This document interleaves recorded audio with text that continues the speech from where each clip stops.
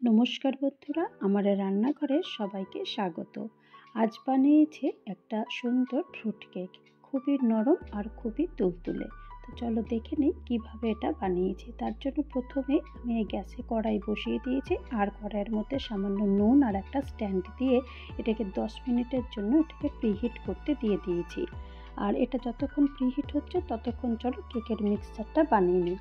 তো এখানে প্রথমে একটা বোল নিয়ে নিয়েছি, আর এখানে 2 চামচ মতো আমি টুটি ফ্রুটি নিয়েছি, আর সামান্য ময়দা দিয়েছি। ময়দা দিয়ে এটাকে ভালো করে কোট করে এটাকে রেখে দিলাম।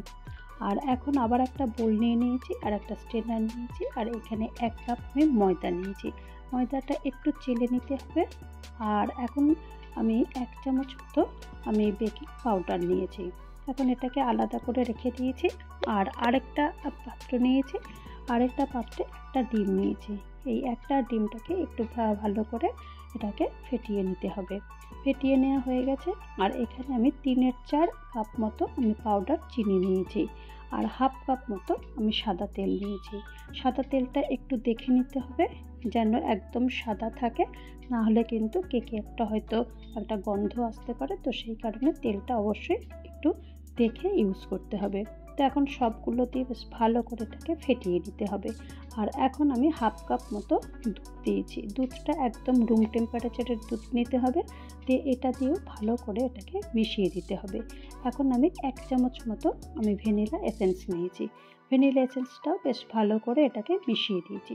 সব লিকুইড উপকরণগুলো ভালো করে মেশানো হয়ে যাওয়ার পর তারপর যে আমি এই ময়দাটা চেলে রেখেছিলাম সেই ময়দাটা একটু একটু করে দেব।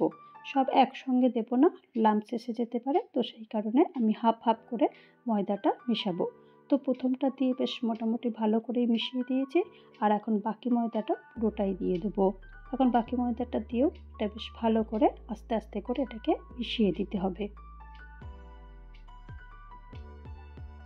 সব মেশানোটা হয়ে গেছে। দেখো একদম এইরকম একটা স্মুথ ব্যাটার তৈরি হবে, না বেশি মোটা না বেশি খুব পাতলা।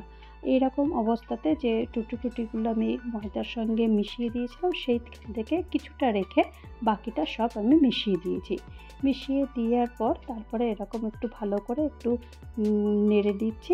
নেড়ে দেওয়ার পর তারপরে এটাকে একটু সাইডে রেখে দেবো।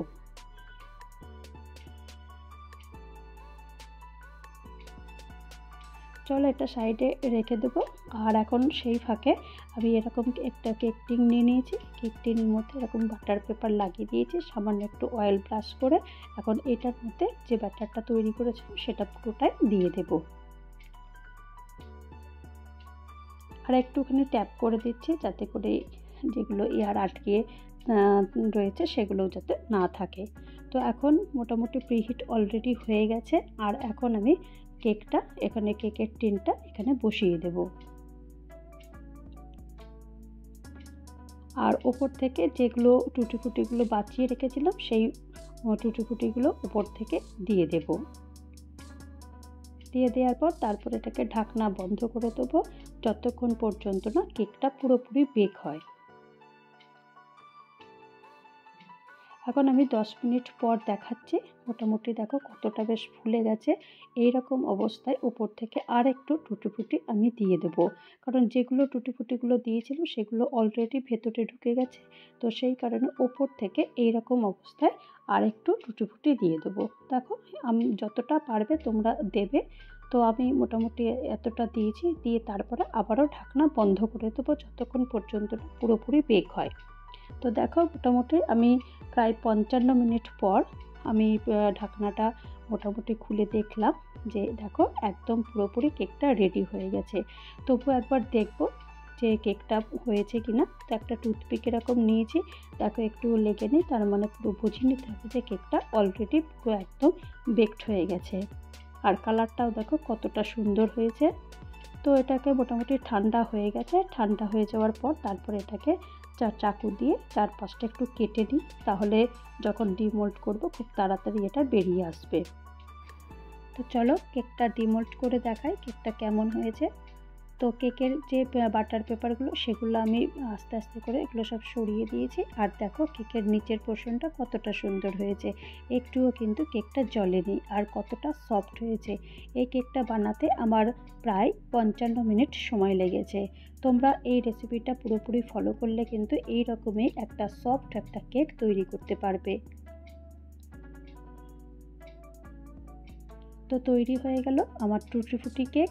এই কেকের রেসিপিটা যদি তোমাদের কারোর ভালো লাগে তাহলে অবশ্যই একটা লাইক করো, ভালো শেয়ার করো আর কমেন্টে বলো কেকটা কেমন হয়েছে।